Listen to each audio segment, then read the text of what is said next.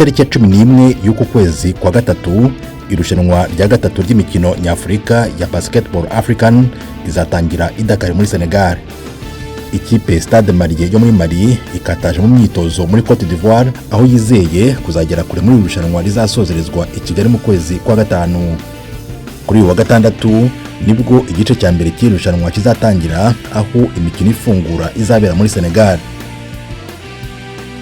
Ikipe ya Mali ifite intumbero yo kuzibona amakipe ane ya nyuma azaba ari Kigali mu Rwanda mu kwezi kwa gatanu, mu mikino ya nyuma izavamo imwe izatwara igikombe.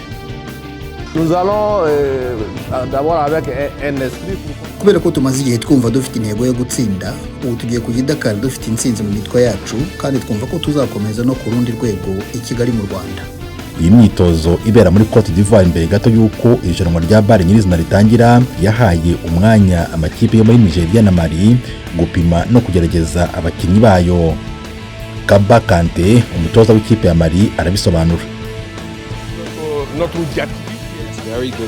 Ni amakipe meza, cyane cyane ikipe yacu Yiteguye izwi nka ABC, iri mu makipe meza muri Afurika.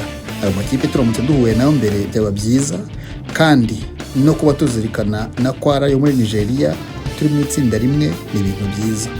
Kuri twe icy'ingenzi ni ukuzajya gukina muri Senegal. Kapiteni w'ikipe ya Mali arifuza kuzagera kure muri iyi mikino. Ikipe ye igizwe n'abakinnyi bakinira imbere mu gihugu.